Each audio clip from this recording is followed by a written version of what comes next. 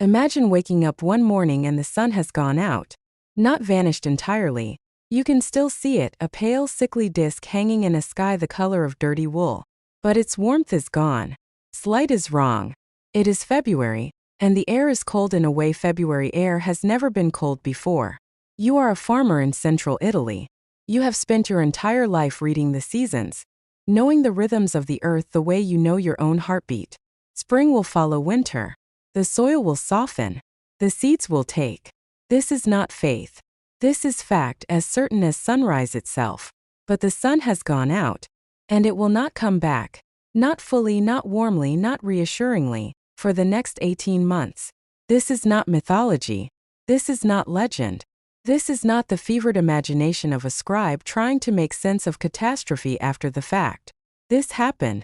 In the year 536 of the Common Era, a veil of mysterious fog settled across Europe, the Middle East, and parts of Asia, dimming the sun, dropping temperatures, collapsing harvests, and setting in motion a cascade of disasters so severe, so relentless, and so far-reaching that medieval historian and Harvard professor Michael McCormick has called 536 quite simply the beginning of one of the worst periods to be alive, if not the worst year.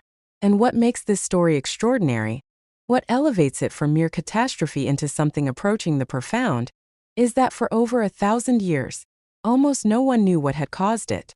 The people who lived through it had no explanation. They looked up at that dimmed, cold, ghostly sun and they reached for the only frameworks they had. God's wrath, demonic interference, signs of the end of days. Some of them were right, in a sense, that the world they had known was ending. Not through divine judgment, but through something arguably more indifferent and more terrifying, the planet itself convulsing. We know now, through ice cores drilled from Greenland and Antarctica, through tree rings studied in laboratories in Belfast and Hohenheim, through volcanic ash found in layers of ancient ice precisely dated to the mid-6th century, we know now that the veil that darkened 536 was volcanic.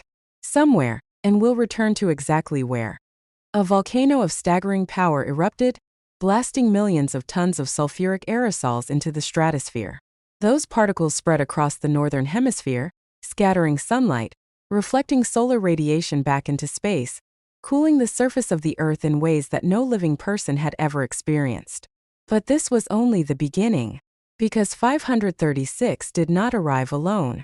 It came as the opening act of what climate scientists now call the Late Antique Little Ice Age, a prolonged cold period that would grip the northern hemisphere for over a century, deepened by further volcanic eruptions in 540 and 547, and sealed by the most catastrophic pandemic the ancient world had ever known, a plague so devastating that it would kill perhaps half the population of the Byzantine Empire, and reshape the political geography of 3 continents.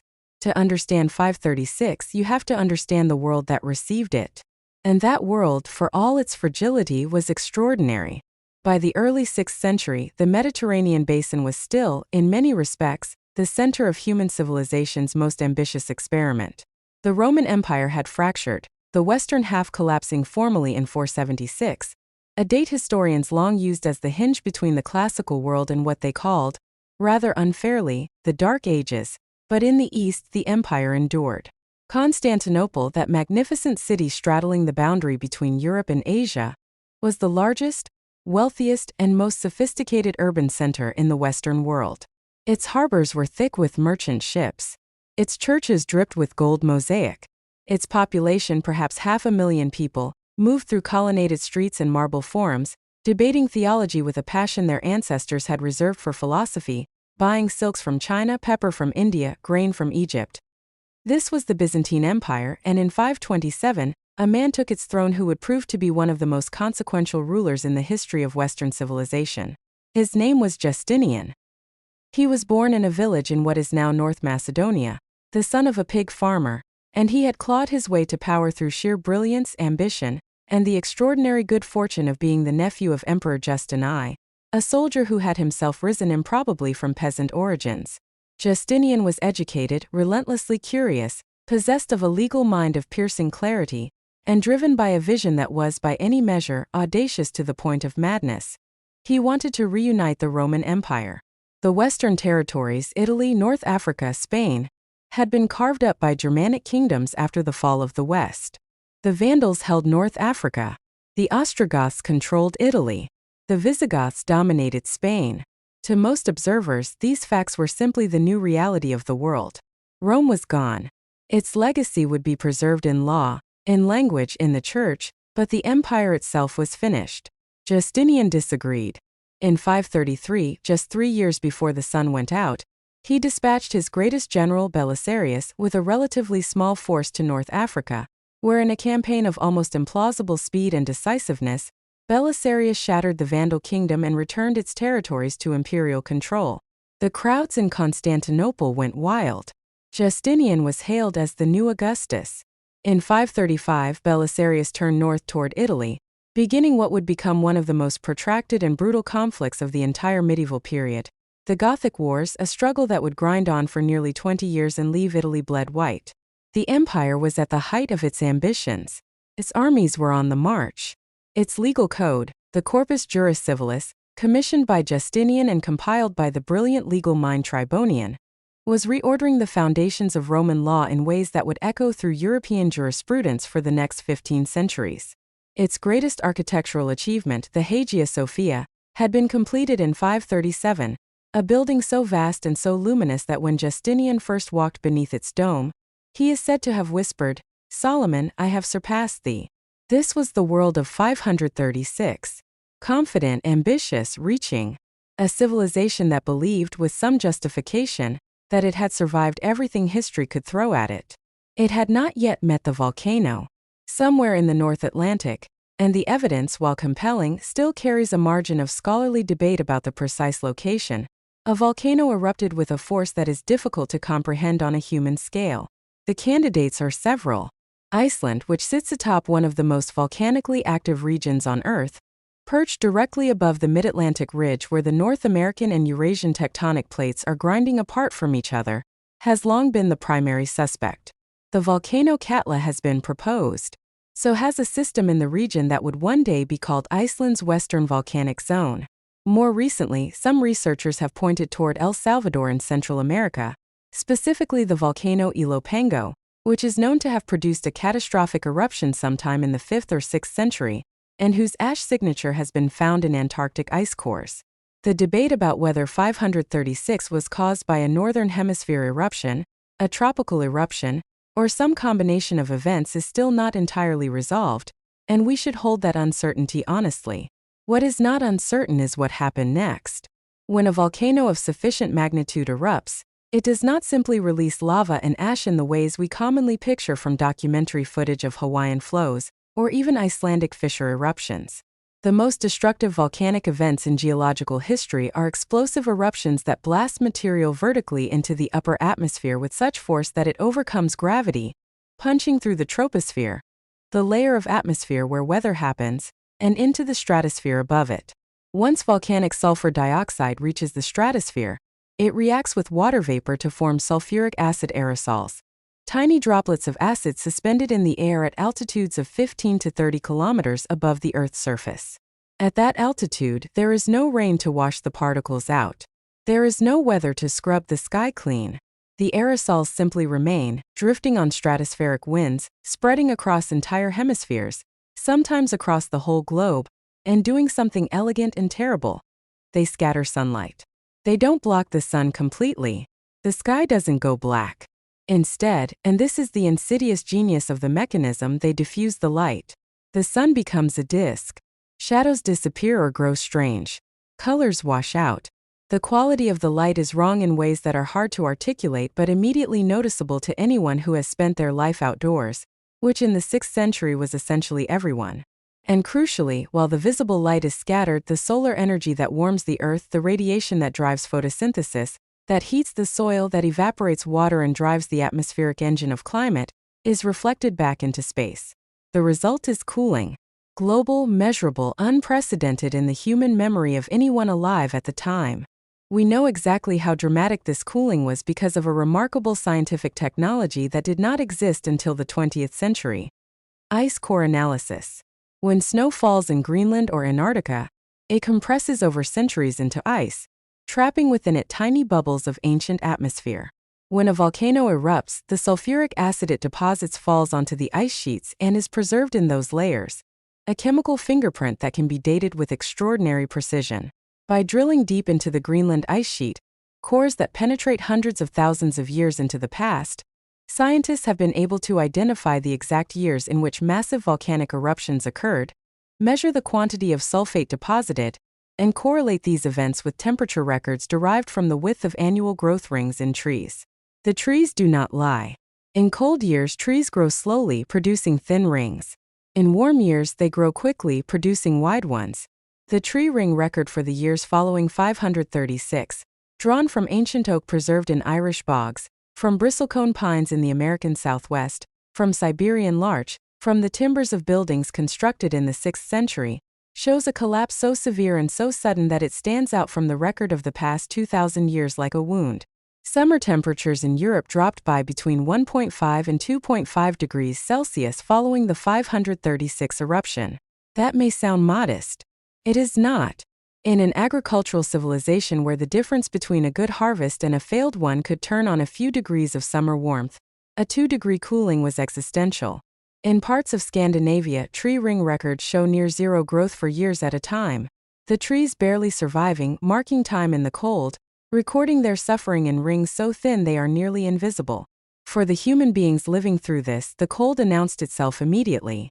The Byzantine chronicler Procopius, who was himself present in Italy with the army of Belisarius in the mid-6th century, left us one of the most haunting descriptions in all of ancient literature. Writing in his work on the Gothic Wars, he noted that in 536, the sun gave forth its light without brightness, like the moon, throughout the whole year. He described it as a portent, something wrong with the cosmos itself. Temperatures dropped even in summer, he wrote. Snow fell in places it had never fallen. Fruits would not ripen. John of Lytus, a Byzantine civil servant and writer, reported that the sun dimmed for nearly a year and a half, that temperatures plummeted, and that people walked in a kind of perpetual twilight that he struggled to describe except through reference to its terrifying wrongness. In China, the records of the Northern Wei dynasty and its successors speak of a dry fog settling over the country, of summer frosts, of snow falling in August, of repeated crop failures that drove desperate populations into famine. The Chinese annals, meticulous in their recording of unusual natural events, note years of yellow dust, of dimmed sunlight, of harvests that never came. In Constantinople itself, the great city of marble and gold, the granaries began to empty. Egypt, the breadbasket of the empire, the ancient agricultural engine that had fed Mediterranean civilizations for millennia, was having its own catastrophe. The Nile's annual flood, that miraculous, predictable inundation that deposited rich silt across the farmland of the delta and valley, was disrupted. In 536 and the years immediately following, floods were too low or too high or mistimed, and the consequence was immediate and brutal. The wheat harvest failed, the barley failed, the lentils failed. Food prices in Constantinople spiked. The poor, who had always lived close to the edge of subsistence, a population that included not just rural farmers but the vast urban mass of the capital, dependent on government grain distributions that went back to the bread and circuses policy of the old Roman emperors, began to go hungry. And Constantinople was the richest city in the world. Consider what hunger looked like in places that were poorer. In Ireland, the annals record the years of the mid-6th century in terms that are unsparing. The Annals of Ulster, compiled centuries later but drawing on earlier records, speak of a failure of bread, beginning in 536 and continuing for years. The phrase is deceptively simple. In a society where bread, meaning grain, meaning the cultivation of oats and barley and rye in fields that required warmth and sunlight and a growing season of sufficient length, was not merely a staple but the foundation of all nutrition, a failure of bread was a sentence of death. Imagine the Irish countryside in the summer of 536. The fields have been planted, as they are every year, with the quiet faith of people who have farmed these lands for generations. The cattle graze on the hillsides. The peat bogs are green. The stone walls of farmsteads mark boundaries that have been tended and respected for lifetimes. And then the growing season fails to warm. The midsummer days that should bring the barley knee-high, hip-high, head-high, they remain cold and gray instead. The sun hangs in a pale sky that gives light but no heat. The grain shoots up half-heartedly and then stops. By harvest time, what is gathered from the fields is a fraction of what it should be. By winter, the reserves are short. By the following spring, before the next planting, people are eating their seed grain. An act of desperation that condemns the next harvest before it has even been planted. This is how famine works. It is not a single event. It is a cascade. Each failure weakens the next year's resistance to failure. The cattle that die in the cold winter of one year cannot pull the plow in the spring of the next. The families that eat their seed grain in winter have nothing to plant when the soil finally, feebly warms. The farmers who abandon their land and move to towns in search of food find themselves in towns that also have nothing to offer. The beggars multiply. The children die first, then the elderly, then anyone whose body has been weakened by months of insufficient food. And this was happening simultaneously across a vast swath of the northern hemisphere. In Scandinavia, the crisis was so severe that it left marks visible in the archaeological record that had puzzled researchers for decades before they understood their cause. Sweden's upland region, which in the late 5th and early 6th century had been densely farmed, shows a sudden and dramatic decline in pollen signatures consistent with agricultural activity, meaning the fields were abandoned. Villages that had been continuously occupied for centuries were left empty. Settlements on marginal land, where the growing season was already short, were simply given up. But what we find instead, in the burial mounds and hoards of this period, is gold. The political and warrior elites of Scandinavia, it seems, responded to the agricultural catastrophe not by expanding cultivation but by consolidating power, hoarding wealth, demanding tribute, and beginning to look south and west toward lands that were warmer, richer, and increasingly unable to defend themselves. Some historians have argued that the climate catastrophe of the late 6th century played a significant role in the process that would eventually produce the Viking Age, several centuries later. The same hunger, the same agricultural stress, the same looking outward from a cold and inadequate homeland, compressed into different generations, expressed through different technologies, but rooted in a common soil of scarcity. In Italy, the situation was uniquely terrible, because Italy was simultaneously suffering both the volcanic winter and a war. The Gothic Wars, Justinian's campaign to reconquer Italy from the Ostrogothic kingdom, had been grinding on since 535. Belisarius, brilliant and outnumbered, was fighting his way up the Italian peninsula through a landscape that was already beginning to suffer the effects of the dimmed sun and dropping temperatures. By 537, he was besieged in Rome itself, holding the city with fewer than 5,000 soldiers against a Gothic army that may have numbered in the tens of thousands. The siege of Rome lasted for over a year. It was conducted against the backdrop of a countryside that was failing to produce food. Gothic forces devastated the agricultural land around the city as a matter of military strategy, burning fields, destroying irrigation works, slaughtering livestock, and the imperial forces inside the walls were left dependent on dwindling supplies. Procopius, who was there as Belisarius's secretary, describes the city's population in terms that make the situation viscerally clear. People eating nettles that grew among the ruins of ancient buildings. Horses so starved they could not be ridden. Soldiers weakened by hunger defending walls against an enemy who was, at least, better fed. Meanwhile, the peasants of Italy, the small farmers who had survived the collapse of the Western Empire, the various Germanic invasions, the political chaos of the 5th century, were now caught between two armies. Gothic forces on one side, Byzantine forces on the other, both requisitioning food, both burning what they could not carry, both treating the Italian countryside as a resource to be consumed in pursuit of victory. The farmlands of the Po Valley, one of the most productive agricultural regions in Europe, were being systematically destroyed. Malaria, which had always lurked in the marshlands of coastal Italy, was spreading as drainage systems broke down. Populations that had managed to hold on through decades of political instability now faced the triple pressure of military devastation, agricultural failure, and cold. Italy's population, which had already declined significantly from its peak in the 2nd century, would drop further and further through the 6th and 7th centuries. Some estimates suggest that the peninsula lost a third of its population between 500 and 600, a demographic collapse on a scale that would not be equaled in European history until the Black Death arrived in the 14th century. But 536, severe as it was only the beginning of what scientists now call the Late Antique Little Ice Age. And to understand the full depth of the catastrophe, you need to follow the ice cores a little further. Because in 540, just 4 years after the first volcanic veil, something happened again. The ice cores show it clearly. Another massive sulfate spike, another volcanic eruption, another injection of aerosols into the stratosphere. This one may have been even larger than the 536 event. And unlike 536, which had allowed at least partial recovery in the intervening years as aerosols gradually settled out of the atmosphere, the 540 eruption hit a world that was already weakened, already cold, already short of food. The tree ring record shows the 540s as the coldest decade in the last 2 millennia for the Northern Hemisphere. Not just cold, extraordinarily cold. The growing season in some regions was shortened by weeks. Summer temperatures that should have averaged 15 or 16 degrees Celsius in Northern Europe were averaging 12 or 13. The difference between those numbers in an agricultural system with no margin for error was the difference between a harvest and a famine. And then in 547, the ice cores suggest a third large eruption. 3 volcanic events in 11 years. Each one deepening and prolonging a cold period that was already unprecedented in human experience.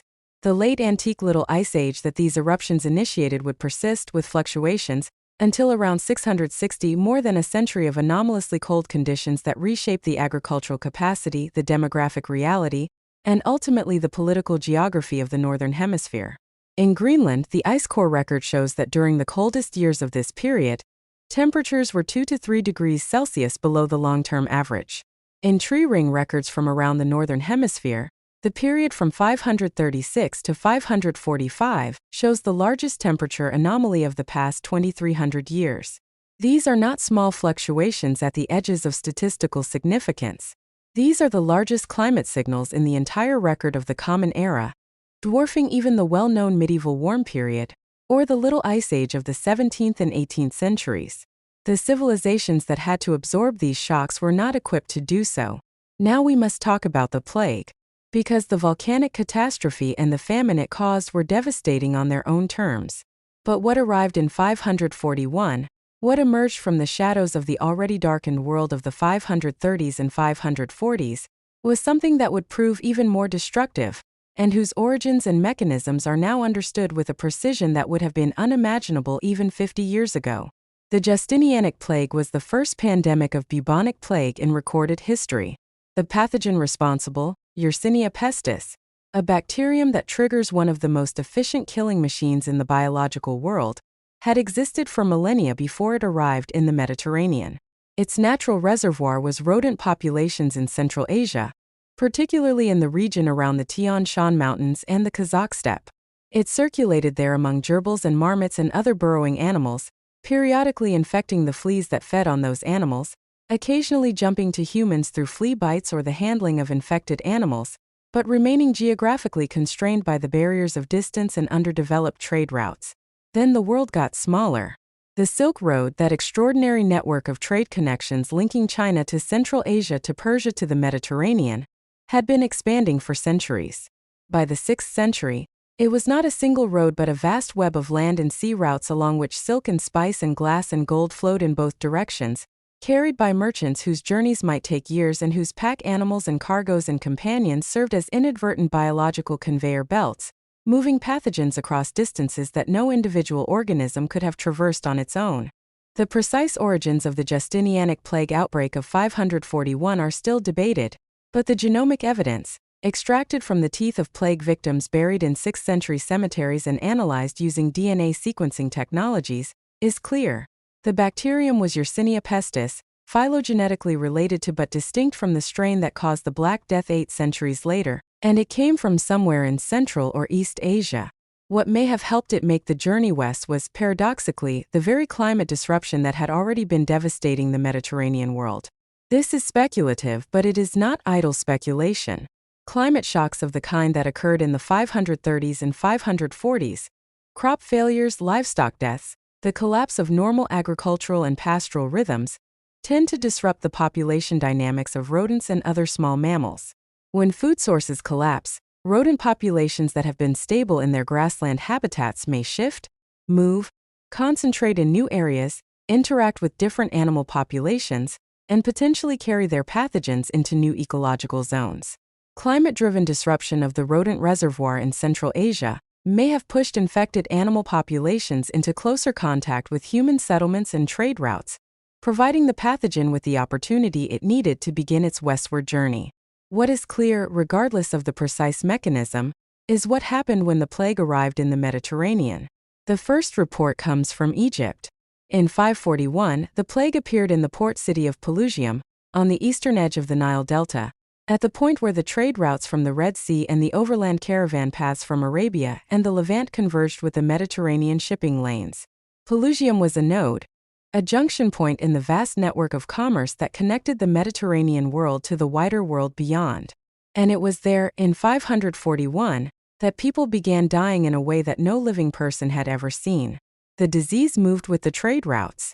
From Pelusium, it spread west along the Egyptian coast to Alexandria, that great cosmopolitan city of 200,000 or 300,000 souls, where it killed with horrifying efficiency. From Alexandria, it boarded ships, unknowingly, carried in the rats and fleas that were the inseparable companions of maritime commerce, and crossed the Mediterranean. In 542, it reached Constantinople. Procopius was there.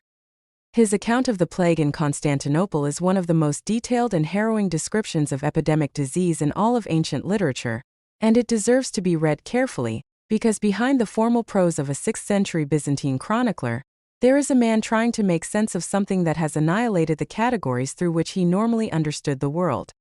He describes the onset of the disease, a sudden fever, often mild at first, deceptive in its mildness, so that many people did not initially understand they were ill. Then within a day or two, the appearance of what he calls a bubonic swelling, the enlarged lymph nodes that give bubonic plague its name, appearing most often in the groin, the armpits, or beside the ears, swollen to the size of an apple or larger, tender and hard, marking the body's desperate attempt to wall off a pathogen it was entirely unprepared to defeat. Some people went into a deep sleep from which they could not be woken. Others became delirious, hallucinating, violent. Some developed blackened patches on the skin as the bacteria spread through the bloodstream and caused subcutaneous hemorrhaging, the septicemic form of the disease, almost universally fatal. Others vomited blood as the infection reached their lungs, the pneumonic form, which was additionally terrifying because it could spread directly from person to person through respiratory droplets, without requiring a flea intermediary. Death came quickly, typically within 3 to 7 days of the appearance of the buboes. Those who survived beyond that point had some chance, perhaps half of them would recover. Those who didn't were often simply found dead in their beds, or collapsed in the street, or lying in doorways or in the harbor. At the height of the epidemic in Constantinople, Procopius reports, 5,000 people were dying every day. Some sources say 10,000. Even accepting that ancient chroniclers tended toward exaggeration on large numbers, even having these estimates, you are looking at a city that was losing thousands of people every single day for months. The bodies could not be buried fast enough. Justinian's government, efficient, centralized, accustomed to managing large logistical operations, found itself overwhelmed. The normal procedures for body disposal collapsed. Mass graves were dug. When those were full, the great towers of the city walls were opened and bodies were stacked inside, floor to ceiling, and the towers were sealed. Ships were loaded with the dead and sailed out to sea. Procopius, with the horrified precision of a man who cannot look away, describes the smell of the city during the epidemic as something that no amount of incense or perfume could overcome. Justinian himself fell ill. He survived. He was one of the approximately half of bubonic plague patients who did, but the fact that the emperor contracted the disease tells you something about how completely the plague penetrated every level of society. This was not a disease of the poor, arriving through the mechanisms of overcrowding and malnutrition and unwashed streets. It killed the rich and the poor with equal indifference. It killed monks and generals and merchants and farmers and senators and slaves. The only variable that mattered was whether a flea had bitten you. The plague did not stay in Constantinople. Following the same routes by which it had arrived, it spread through the imperial heartland, through Greece and the Balkans, through Syria and Palestine and Persia. It reached Italy, already devastated by the Gothic wars, already weakened by years of famine and cold, and it killed there with particular ferocity. It moved through Gaul, where the Frankish kingdom was trying to consolidate its hold on the former Roman territories of France. It reached Spain, There are reports, tantalizing and uncertain, of its effects as far north as Britain, where the period of the plague's first onslaught corresponds roughly with a significant hiatus in Anglo-Saxon settlement activity that has puzzled archaeologists. And it was not a single event. This is perhaps the most important thing to understand about the Justinianic plague, and the thing that distinguishes it from a simple epidemic and makes it, properly speaking, a pandemic in the fullest sense. It came back. After the first devastating wave of 541 to 544, the plague retreated, as plague does, back into its rodent reservoirs, but those reservoirs were now established in the Mediterranean world itself, in the rat populations of Mediterranean ports and cities, in the fleas that fed on those rats, in the ecological infrastructure of a trade network that had inadvertently created a permanent home for Yersinia pestis in a part of the world where it had previously been unknown. Between 541 and approximately 750, over 2 centuries, there were at least 15 subsequent outbreaks. The plague returned every generation or so, each time killing a fresh cohort of people who had no immunity because they had been born after the previous outbreak and had never been exposed. The cumulative demographic effect was staggering. Modern researchers, using a combination of ancient DNA analysis, Byzantine tax records, papyri from Egypt, and demographic modeling, have estimated that the Justinianic plague killed somewhere between 25 and 50 million people over the course of its 2-century presence in the Mediterranean world. Some estimates run higher. The Byzantine Empire alone may have lost a third to half of its population. Egypt, with its dense agricultural population and its role as a hub of trade routes, may have been even more severely affected. To put those numbers in context, in the mid-6th century, the entire population of the Roman Empire, East and West combined, was probably somewhere between 20 and 40 million people. A plague that killed 25 to 50 million across the affected regions over 2 centuries was not merely a catastrophe. It was a transformation of the human landscape as profound as any military conquest in history. And Justinian was trying to run an empire through all of this. The man who had dreamed of reuniting Rome, who had commissioned the Hagia Sophia and reformed the legal code and dispatched Belisarius to North Africa and Italy with instructions to restore the glory of the ancient empire. He was now watching that dream dissolve in the acid of catastrophe. The plague killed soldiers. The armies that Justinian had spent lavishly to recruit and equip and maintain were simply dying. Belisarius, fighting his way through Italy in the late 530s and 540s, found his forces repeatedly depleted not by enemy action but by disease. Reinforcements were sent from Constantinople, crossed the Adriatic, and died. Supply lines were disrupted not by Gothic cavalry, but by the collapse of the population centers that had previously maintained them. The tax base, which had always been Justinian's greatest vulnerability, he was simultaneously fighting wars in Italy, North Africa, and Persia, while maintaining the vast bureaucratic apparatus of the Eastern Empire. While embarking on an extraordinary program of church building across the empire, the tax base was being destroyed. Farms abandoned during the famine years generated no tax revenue. Merchants who had died of plague paid no customs duties. Cities that had lost half their populations could no longer sustain the municipal institutions that had underpinned Roman urban life for 5 centuries. Justinian responded with legislation. In a series of laws issued through the 540s and 550s, he tried to address the plague's economic consequences directly, reducing tax obligations on devastated provinces, compelling landowners to remain on their estates rather than fleeing to the cities, attempting to maintain agricultural production through a combination of incentive and coercion.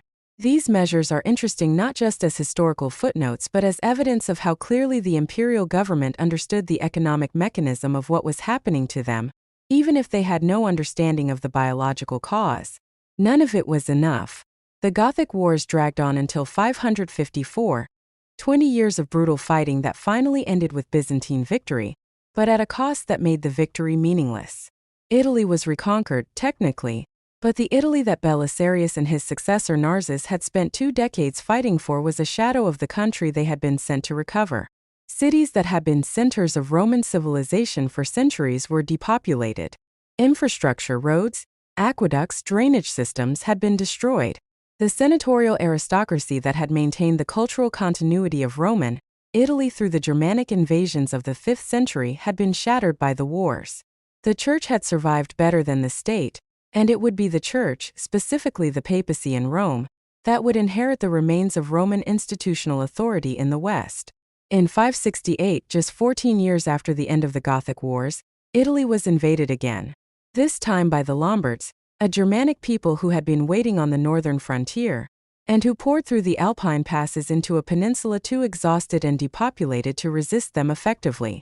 The Byzantine Empire held on to its Italian territories, Rome, Ravenna, Naples, the heel and toe of the peninsula. But the dream of a reunited Roman Empire died definitively in the Lombard invasion. Justinian himself died in 565, at the age of approximately 82, an extraordinary longevity for any person of the 6th century, let alone a man who had governed an empire through one of the worst sequences of catastrophes in its history. Whether he died feeling that his life's work had been accomplished or undone is something we cannot know. The sources that survive are uniformly positive about him.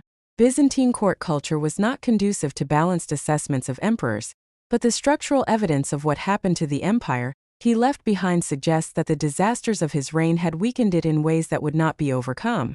In Persia, the other great power of the 6th century world was experiencing its own catastrophe. The Sasanian Empire, centered on the Iranian plateau and controlling the territories of modern Iraq, Iran, and much of Central Asia, was in many respects Byzantium's mirror image, a sophisticated, urbanized, agriculturally complex civilization with elaborate bureaucratic structures, a state religion in Zoroastrianism, and a long history of rivalry and occasional outright war with Rome and its successor. The Sasanians were not spared the effects of the volcanic winter. Their agricultural heartland, the great irrigated plain of Mesopotamia fed by the Tigris and Euphrates rivers, was less sensitive to temperature shifts than the rain-fed agriculture of northern Europe, but the disruption of rainfall patterns, the reduction of solar radiation, and the instability of river flow caused by altered weather patterns all took their toll on Mesopotamian farming. More directly, the Justinianic plague struck Persia with the same ferocity it had shown in Byzantine territory. The plague does not respect political boundaries, and the trade routes that connected the two empires, the Silk Road passing through Persia, the maritime routes through the Persian Gulf, carried the pathogen as efficiently as they carried silk and spice. Khosrow I, the Sasanian king who ruled from 531 to 579, and who was Justinian's great rival and occasional treaty partner, navigated the catastrophes of his era with considerable skill. He used the Byzantine weakness caused by the plague and the wars to extract favorable terms from Constantinople, signing the Eternal Peace of 532, which lasted all of 7 years, and later treaties that gave Persia significant strategic advantages. His reign is remembered in Persian historical tradition as a golden age, which says something either about the excellence of his governance or the depth of the disaster that followed him. Because what came after Khosrow was a sequence of dynastic struggles, civil wars, and military overextension that brought the Sasanian Empire to the verge of collapse by the early 7th century. The plague continued to return. The climate continued to be cold. The agricultural base continued to be stressed, and the administrative and military resources of the empire were repeatedly diverted from productive activity into political violence.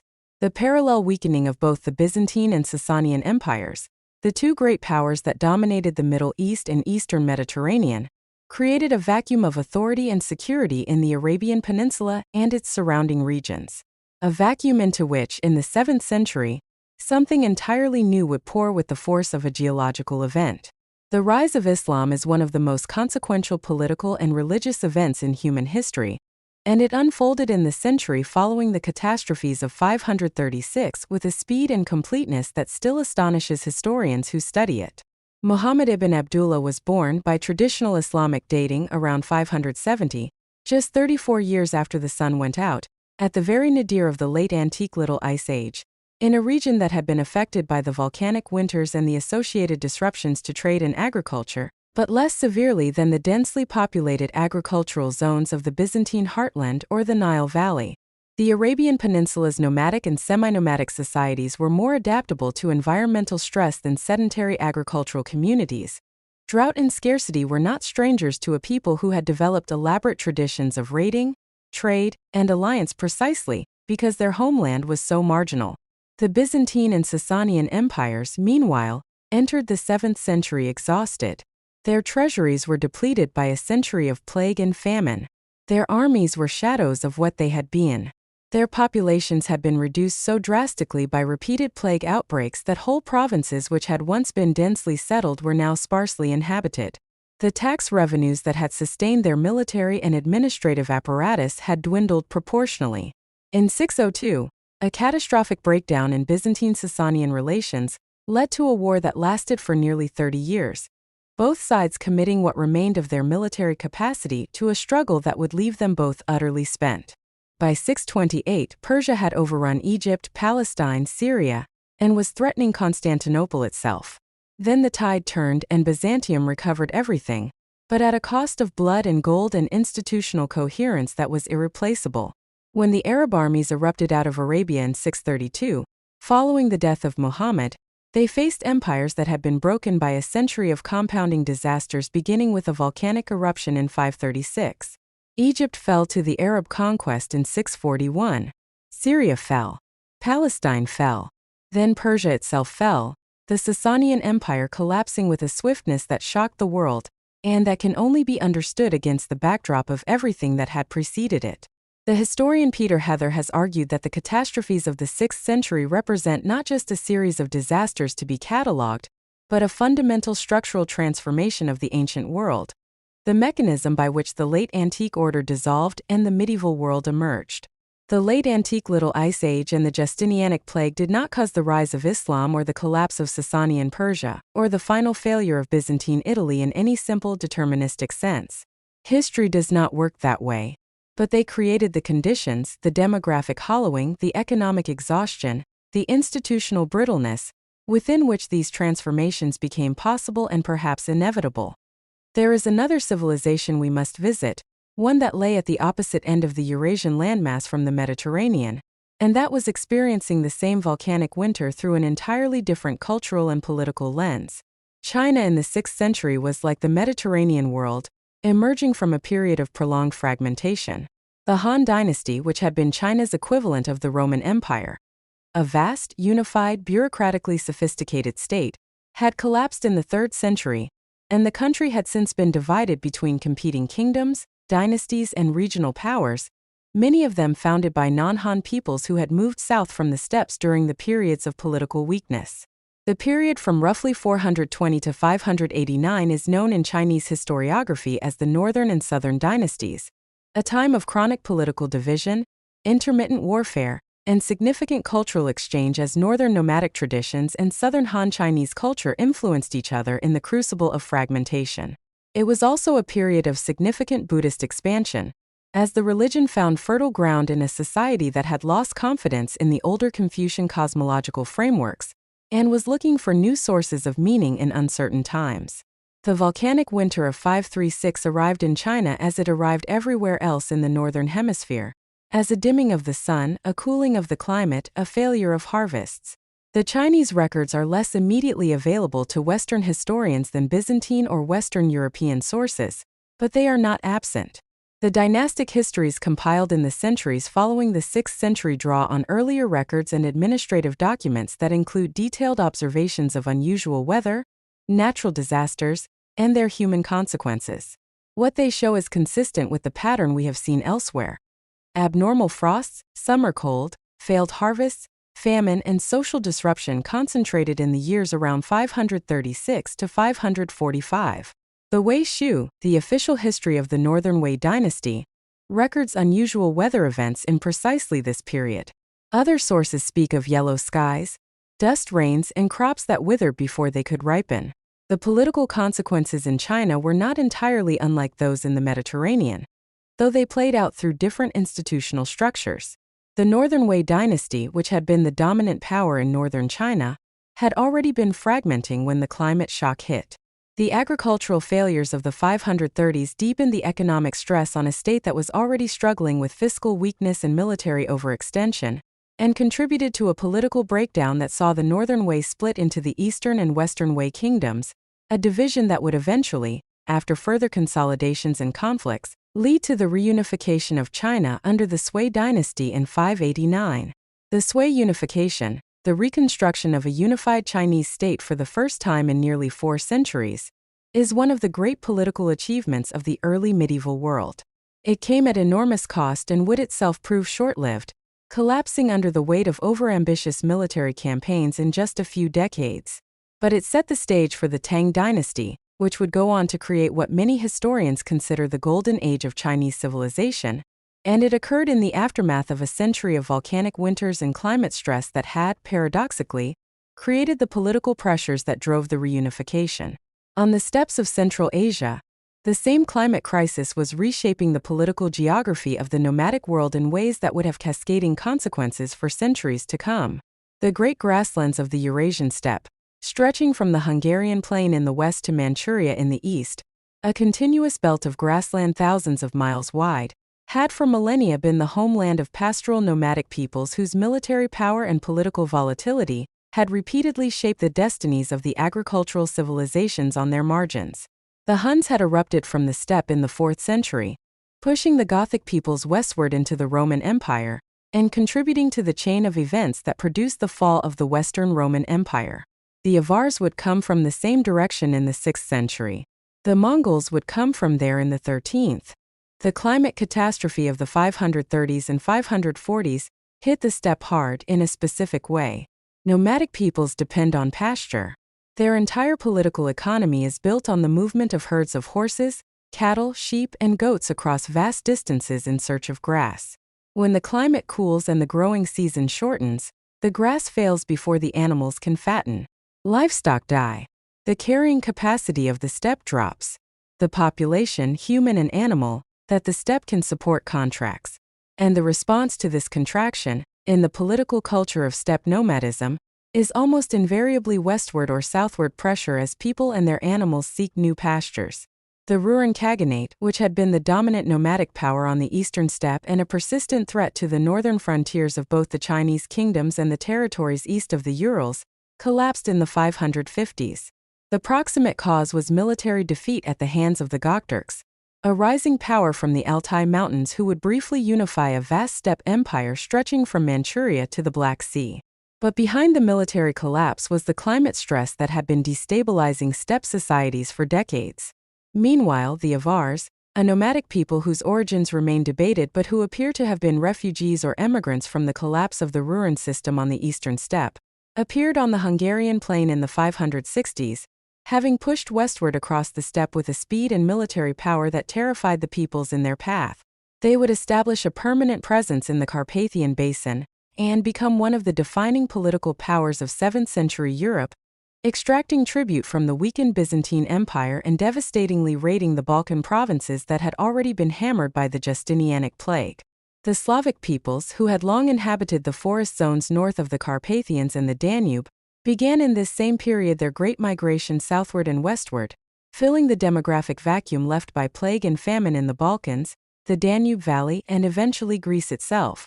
The precise relationship between the Slavic expansion and the climate catastrophe of the 6th century is a subject of ongoing scholarly debate, but the correlation between the depopulation of the Balkans by plague and famine and the southward movement of Slavic populations into those empty lands is too consistent to be entirely coincidental. By the end of the 6th century, the ethnic and political map of Europe looked entirely different from what it had been in 535. The Slavs occupied territories that had been Roman or Byzantine for 5 centuries. The Avars dominated the Hungarian plain. The Lombards held northern Italy. The Franks were consolidating their hold on Gaul. The Visigoths clung to Spain. The Anglo-Saxons were completing their transformation of post-Roman Britain. Every one of these developments had roots that reached back through the decades of climate catastrophe and plague to the dimmed sun of 536. Let us return now to the human scale, because it is easy, in the sweep of civilizational transformation, to lose sight of what this all meant for individual human lives. Consider a woman we cannot name, we never can name them, the ordinary people, living in the Nile Valley in the year 541.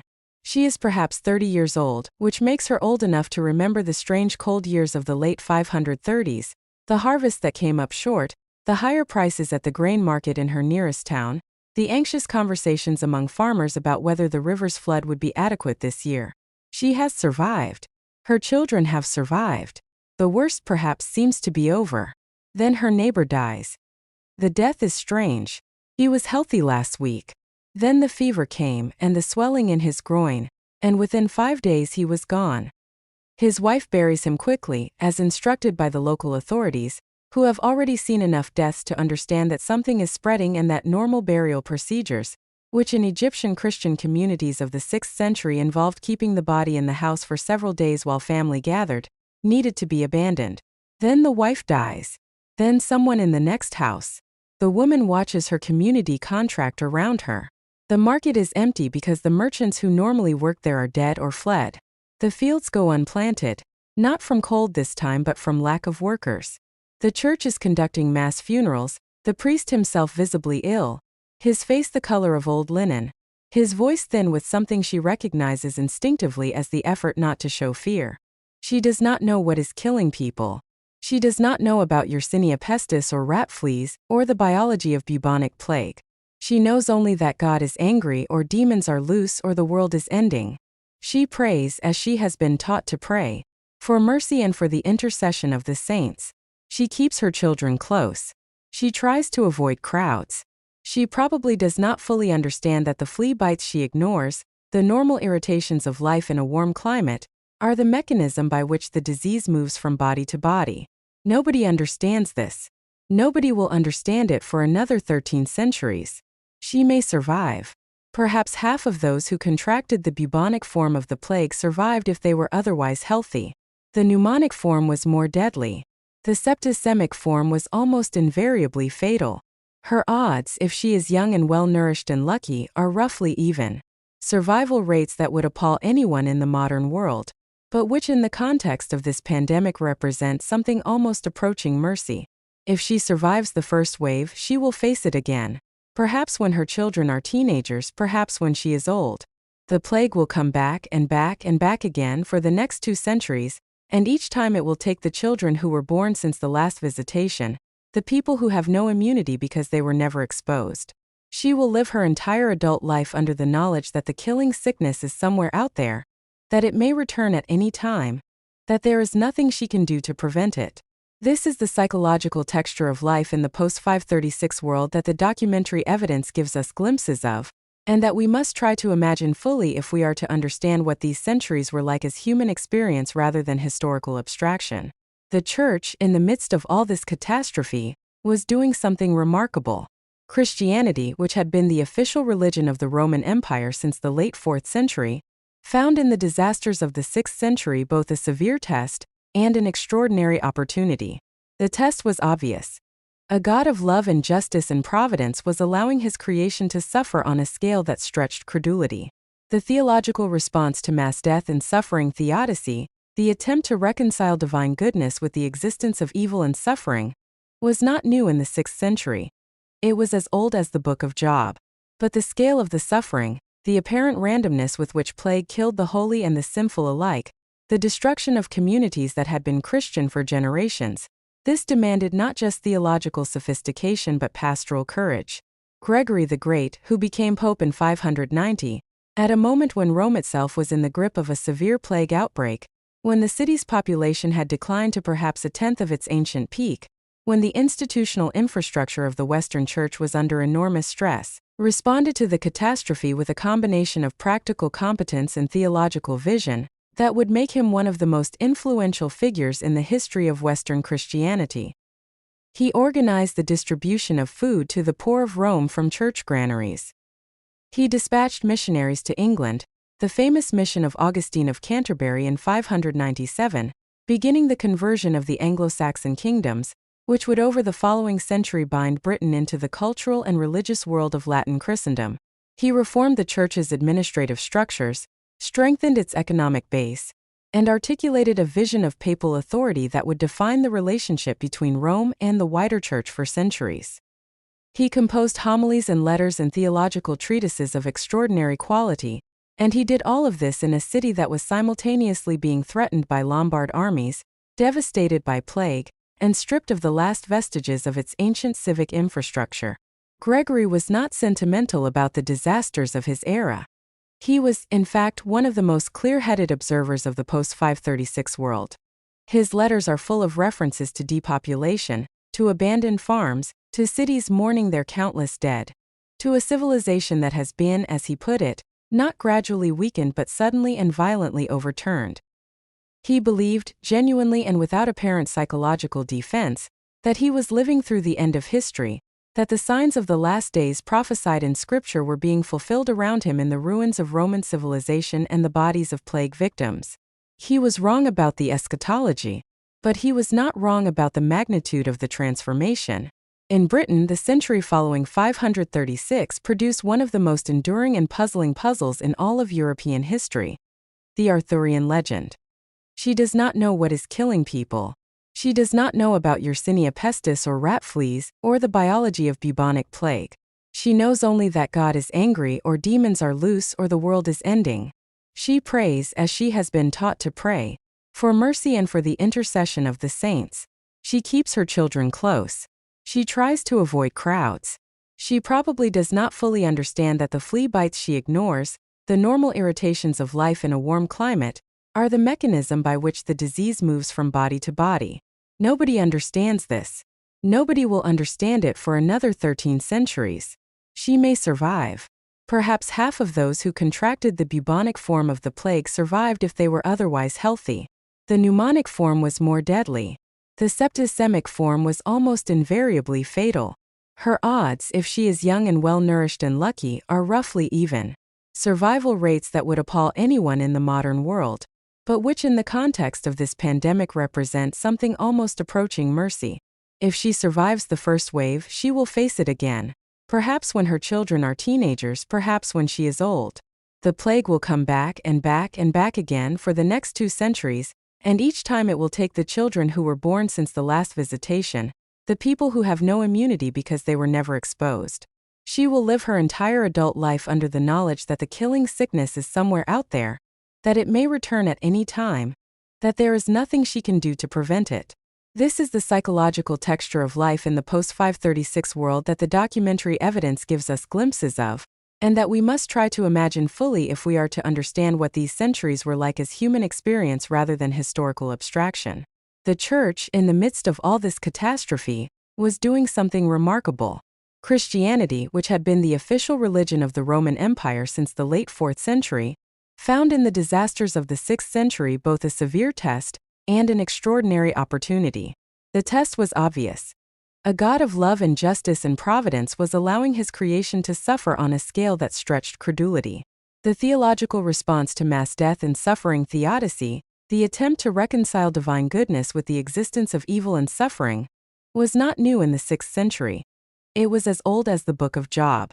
But the scale of the suffering, the apparent randomness with which plague killed the holy and the sinful alike, the destruction of communities that had been Christian for generations, this demanded not just theological sophistication but pastoral courage. Gregory the Great, who became Pope in 590, at a moment when Rome itself was in the grip of a severe plague outbreak, when the city's population had declined to perhaps a tenth of its ancient peak, when the institutional infrastructure of the Western Church was under enormous stress, responded to the catastrophe with a combination of practical competence and theological vision that would make him one of the most influential figures in the history of Western Christianity. He organized the distribution of food to the poor of Rome from church granaries.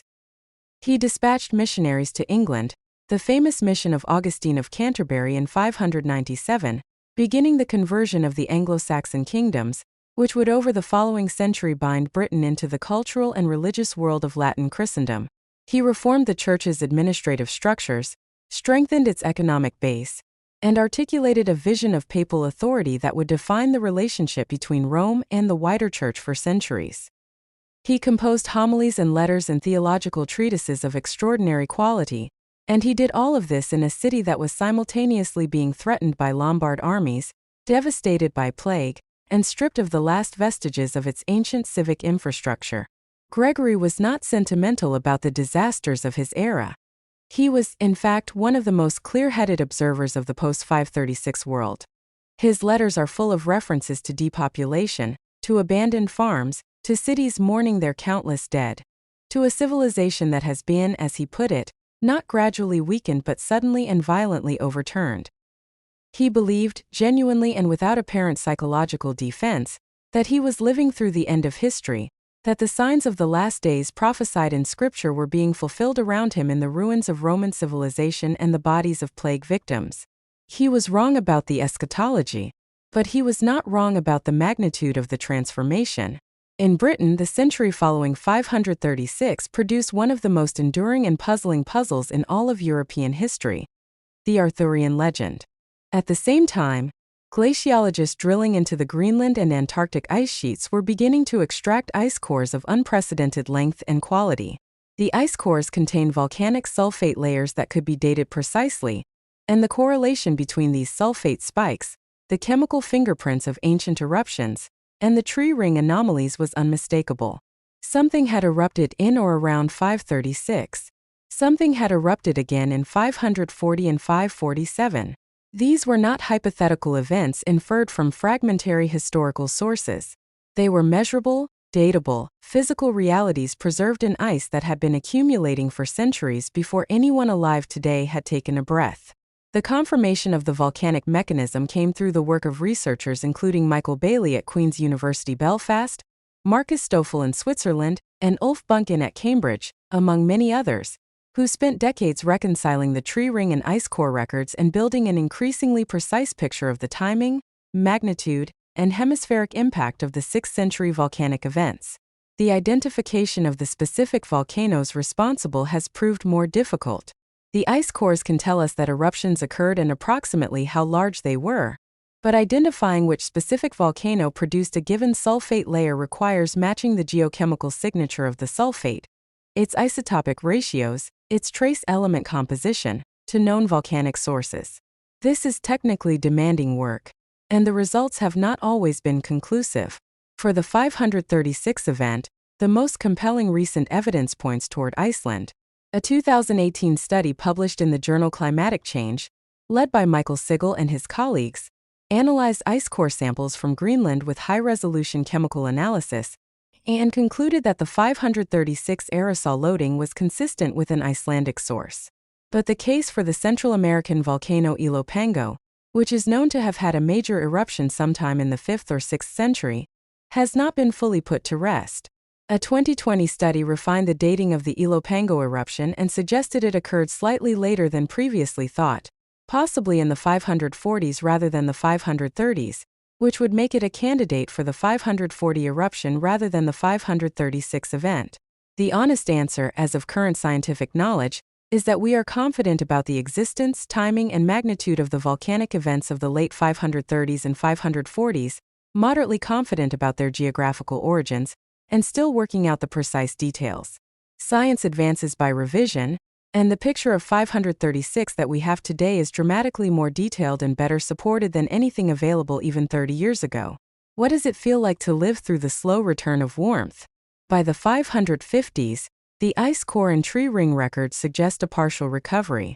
The most acute phase of the volcanic cooling was beginning to ease as the stratospheric aerosols gradually settled out. Tree rings show slightly wider growth, not the robust widths of the pre-536 years, but something better than the near-zero growth of the early 540s. The sun, those who were old enough to remember would have noticed, was slightly brighter, slightly warmer. The shadows were slightly more defined. Harvests, while still below historical averages, were somewhat more adequate. But this recovery was partial and fragile, and it was happening in a world that had been so profoundly changed by the disasters of the previous 2 decades that a simple return to normal conditions was no longer possible.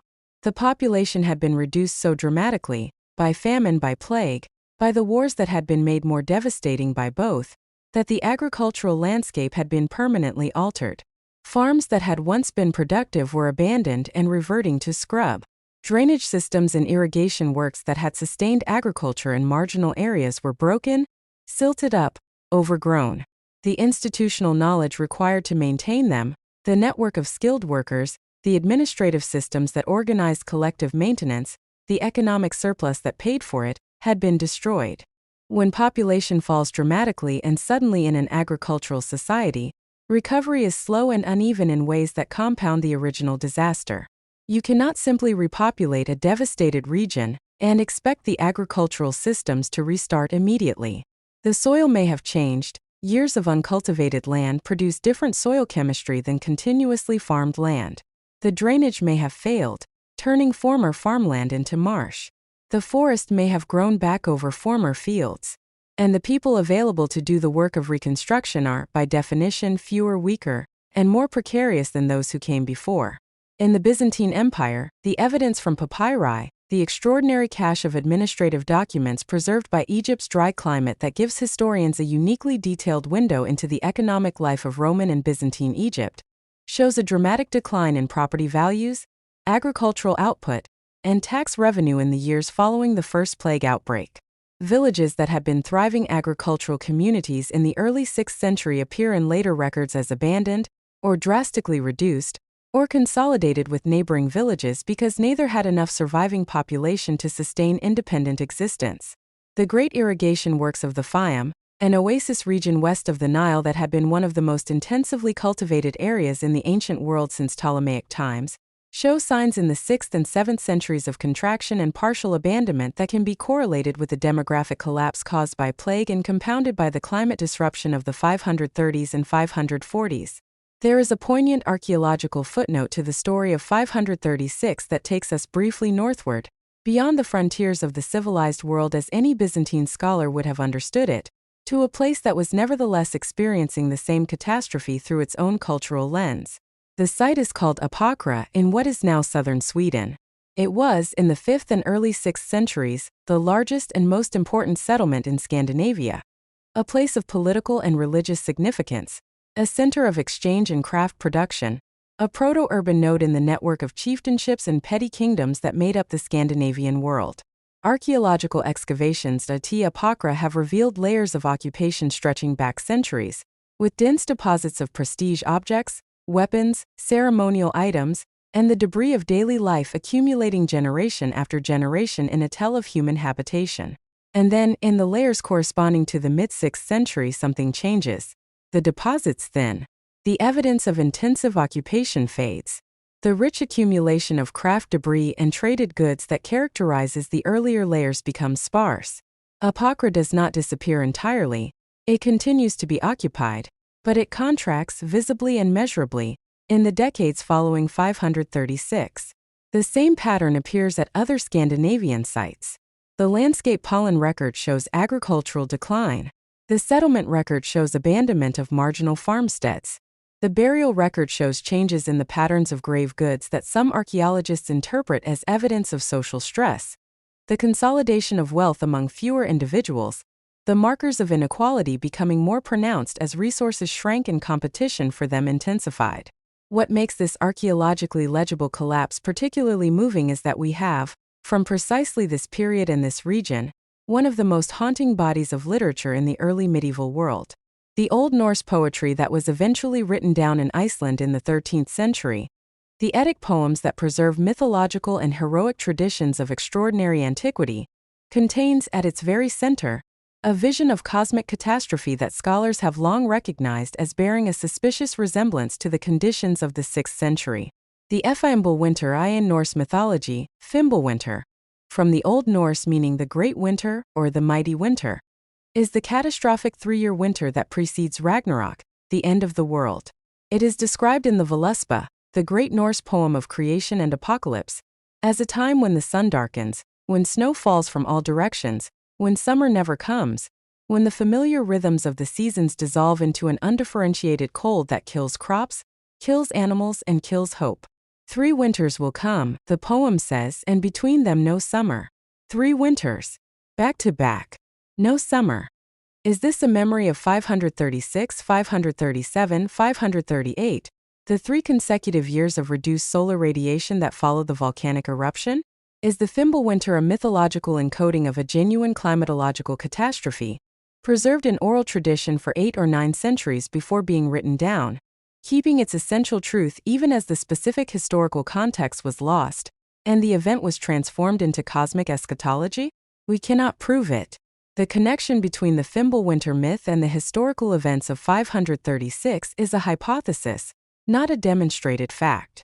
But it is a hypothesis with considerable evidentiary support, and it has been argued seriously by scholars including Bo Graslund and Neil Price, who have examined the archaeological record of 6th century Scandinavia alongside the mythological evidence and concluded that the correlation is too strong and too specific to be coincidental. If they are right, if the Fimbulwinter really is the cultural memory of the catastrophe of 536, preserved across 8 centuries of oral transmission, then we have something remarkable. A people who experienced one of the worst climate disasters in human history, encoding it not as a historical record but as the very structure of the cosmos itself, as the shape of how the world ends. The sun going dark, the summers failing, the cold that will not relent. These were not, for the people of 6th century Scandinavia, metaphors. They were lived experience. And the mythology they generated from that experience would echo through the cultural imagination of Northern Europe for a millennium. Across the world, in the highlands of Mesoamerica, the effects of the same volcanic forcing were being experienced and recorded in ways that archaeology is only now beginning to reconstruct. The classic period of Maya civilization, one of the most sophisticated cultures in the pre-Columbian Americas, was in the 6th century, entering what would prove to be a period of significant political and military stress. The great city-states of the Maya lowlands, Tikal in what is now Guatemala, Calakmul in what is now Mexico, Caracol in what is now Belize, were locked in a complex and violent political struggle for dominance that would reshape the political geography of the Maya world over the course of the 6th and 7th centuries. The role of the climate disruption of 536 in this struggle is difficult to disentangle from the purely political dynamics of Maya interstate competition, and we should be appropriately cautious about drawing direct causal lines between a volcanic winter and events in a civilization that was simultaneously experiencing internal political pressures that had nothing to do with climate. But the agricultural productivity of the Maya lowlands, which depended on a combination of rainfall, sophisticated terracing and water management systems, and the careful timing of the maize planting cycle, was sensitive to the same reduction in solar radiation and disruption of normal seasonal patterns that affected agriculture in other parts of the world.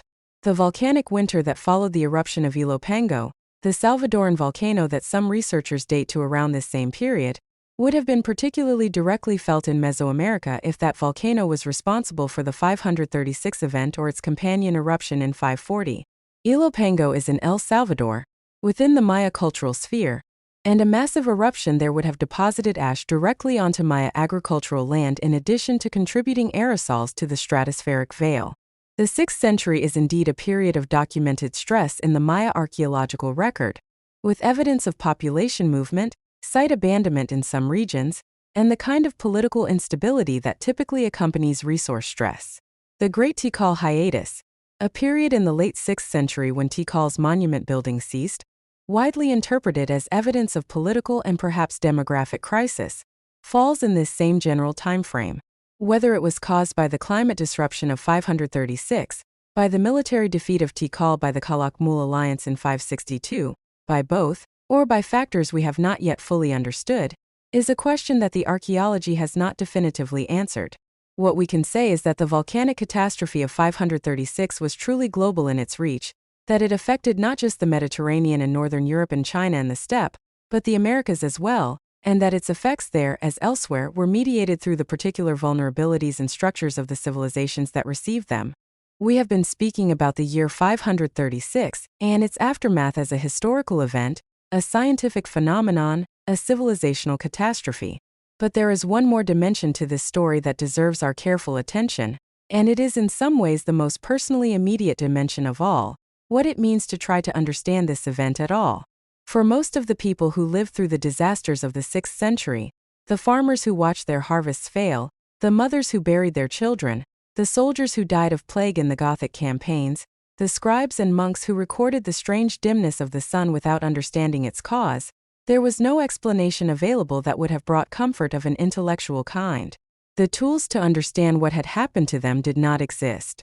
Volcanology as a science would not exist for another 1,000 years. The germ theory of disease would not be formulated until the 19th century.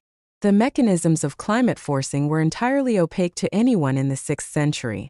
What they had instead was meaning.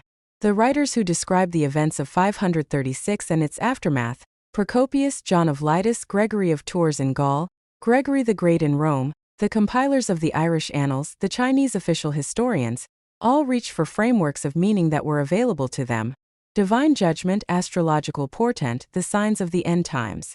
Some of these frameworks were comforting in their way, because they implied that what was happening was not random and indifferent but intentional, that there was an intelligence behind the catastrophe, that suffering had a purpose, that endurance had a meaning. Gregory the Great, preaching to his plague-decimated Roman congregation in 590, did not tell them that a bacterium transmitted by rat fleas was responsible for the deaths of their neighbors and children. He told them that God was calling the faithful home before the world ended, that the suffering of this life was the price of purification, that those who endured in faith would receive a reward beyond human imagining. This was not scientific, but it was not nothing. It was a framework for surviving the unsurvivable. There is something we should hold with great seriousness, from our vantage point of scientific understanding, that they did not have. The people of the 6th century were not stupid or ignorant in any meaningful sense. They were observant, intelligent, resourceful, and deeply thoughtful about the world they lived in. They lacked specific technical knowledge about volcanoes and bacteria, but within the frameworks available to them, they analyzed the catastrophes they were living through with extraordinary sophistication. The plague treatises written by Byzantine doctors in the 6th century, working within the tradition of Galenic medicine, represent serious attempts to understand a pathological process through systematic observation. Procopius's description of plague symptoms is accurate enough that modern physicians reading it can recognize bubonic plague without difficulty. What we have gained since then is not intelligence. It is method. The scientific method, the systematic, iterative, evidence-driven approach to understanding natural phenomena, has given us tools that no 6th century mind possessed, and that allow us to know things about that century that no one living in it could have known. This is genuinely extraordinary, and it creates a certain responsibility. The ice cores that told us about the 536 eruption were drilled by teams of scientists who spent years in some of the most inhospitable places on Earth to bring them back. The tree ring chronologies that confirmed the temperature collapse were built from thousands of individual measurements, painstakingly assembled over decades, by researchers whose names are largely unknown outside their specialist fields. The ancient DNA extracted from the teeth of 6th century plague victims, allowing us to confirm beyond doubt that what killed them was Yersinia pestis, the same pathogen responsible for the Black Death, and for outbreaks that continue to occur today, required laboratory techniques that were not developed until the late 20th century, and that depend on a chain of scientific knowledge stretching back through genetics and molecular biology to Darwin and Mendel and beyond. The story of 536 is, in this sense, also a story about the power and the value of patient, careful, collaborative scientific inquiry. The people who died in the cold and the famine and the plague of the 6th century could not have known that their suffering would one day be reconstructed with this level of precision by researchers using tools they could not have imagined. But we know it, and knowing it allows us to understand their world more fully than they themselves could, which creates an obligation to use that knowledge honestly, to resist the temptations of oversimplification and dramatic narrative convenience, to acknowledge uncertainty where uncertainty exists, and to remember at all times that behind the ice core data and the tree ring anomalies and the volcanic sulfate spikes, there are human beings. Actual human beings with faces and names we mostly cannot recover, with children whose deaths went unrecorded, with harvests that failed in the cold mornings of a summer that never came, with prayers offered to gods who did not, in any immediately apparent way, respond. These people are the center of this story. The science is the method by which we recover access to their experience. But it is the experience itself, the texture of human life in catastrophe, the ways people endure and adapt and sometimes fail to endure, the stories they told themselves about why the world had turned against them, that gives the science its meaning and its weight. By the end of the 6th century, the world that had received the catastrophe of 536 had been transformed beyond recognition. The Roman Empire, in any meaningful sense, was over, not because of 536 alone, but because the sequence of volcanic winters and plague and famine and war that 536 initiated had destroyed the demographic and economic foundations on which imperial power rested. The Byzantine Empire continued and would continue for another 9 centuries, but it was a different kind of state from the confident, expansionary power that Justinian had ruled, smaller, more defensive, more focused on survival than on the recovery of ancient glories. Western Europe was a mosaic of Germanic kingdoms, most of them Christian, all of them dealing with the aftermath of plague and famine, and the collapse of the urban and commercial networks that had defined Roman civilization.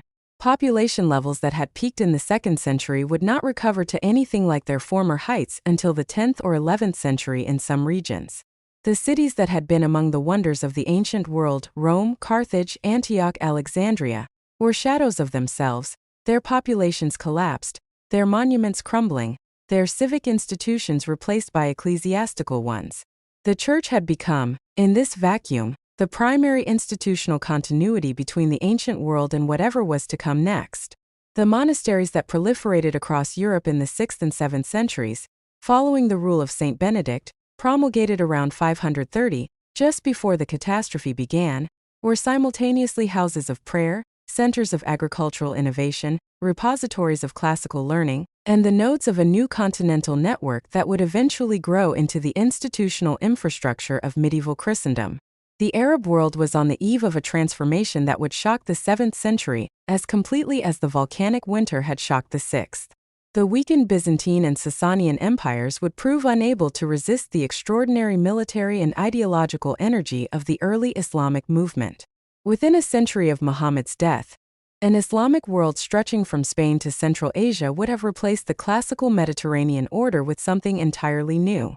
China was on the verge of the Sui and then Tang dynasties, which would produce one of the most brilliant and cosmopolitan civilizations in human history.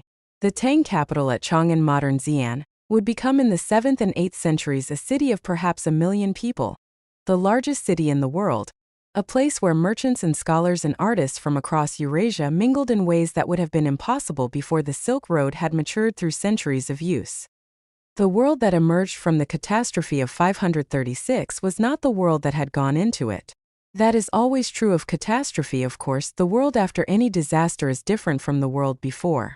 But the scale of the transformation produced by the late antique Little Ice Age and the Justinianic plague was such that it constitutes not just a disaster but a civilizational watershed, one of the great discontinuities in human history, a before and an after separated by a century of compounding catastrophe. What are we to make of all this? Standing at our own historical remove, looking back across 15 centuries at the dimmed sun of 536, at the bodies stacked in the towers of Constantinople, at the abandoned farms of Sweden and the failed harvests of Ireland and the plague pits of Alexandria, what is the significance of this story for us? The most obvious lesson, the one that presents itself immediately and that should not be dismissed simply because it is obvious, is that civilization is fragile. The Byzantine Empire of the early 6th century was, by any reasonable measure, a sophisticated and robust society. It had survived 4 centuries of political turbulence since the crisis of the 3rd century. It had absorbed the shock of the Hunnic invasions, the collapse of the Western Empire, the theological controversies that had repeatedly threatened to tear the church apart. It had a legal system, a professional bureaucracy, a monetary economy, a literate administrative class, and an army that was, in the early years of Justinian's reign, demonstrably capable of projecting power across the Mediterranean.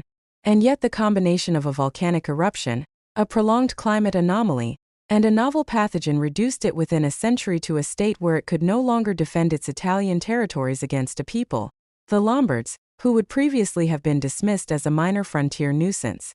This is not a counsel of despair. It is a statement about the relationship between the complexity of a civilization and its vulnerability to systemic shocks. Complex, interconnected systems are in some ways more resilient than simple ones. They have redundancy, they have adaptive capacity, they have resources to draw on in crisis.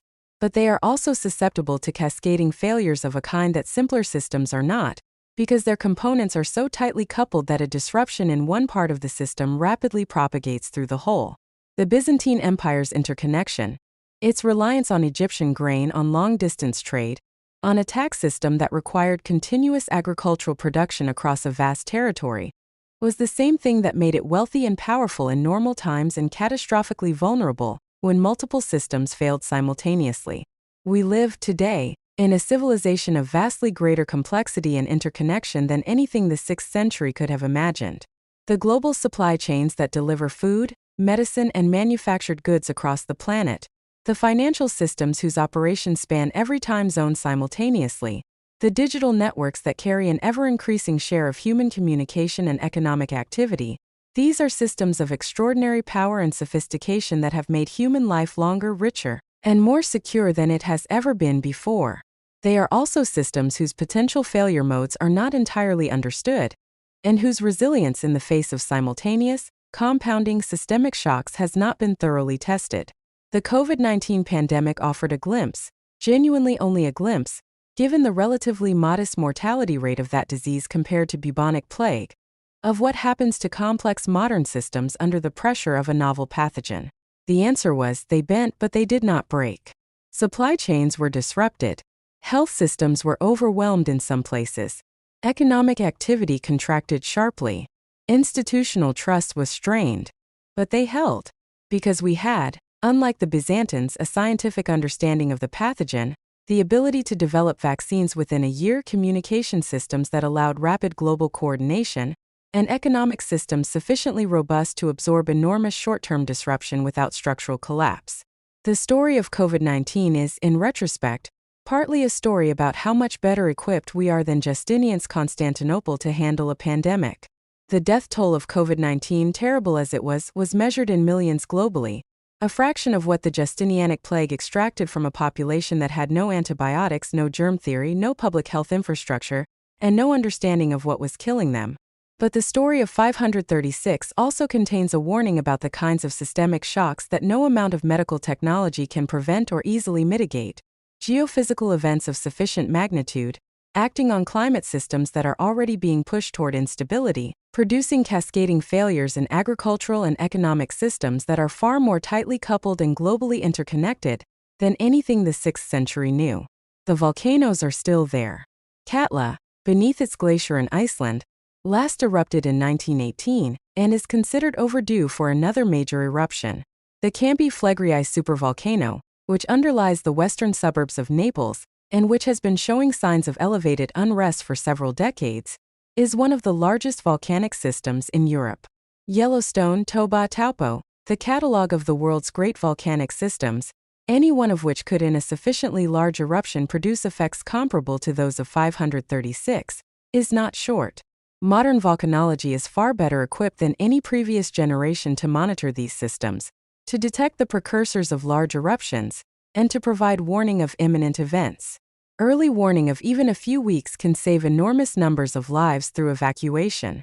But no amount of monitoring can prevent an eruption, and no amount of preparedness can fully insulate a global agricultural system from the effects of a stratospheric aerosol veil of the magnitude produced by the 536 event. The prudent response to this knowledge is not panic. It is preparation, the maintenance of food reserves, the investment in agricultural research aimed at developing crops more resistant to temperature and light reduction, the construction of the institutional and political frameworks through which global food distribution can be organized in the event of simultaneous, widespread harvest failure. These are not exotic preparations. They are extensions of the kind of risk management that sophisticated societies already practice in other domains.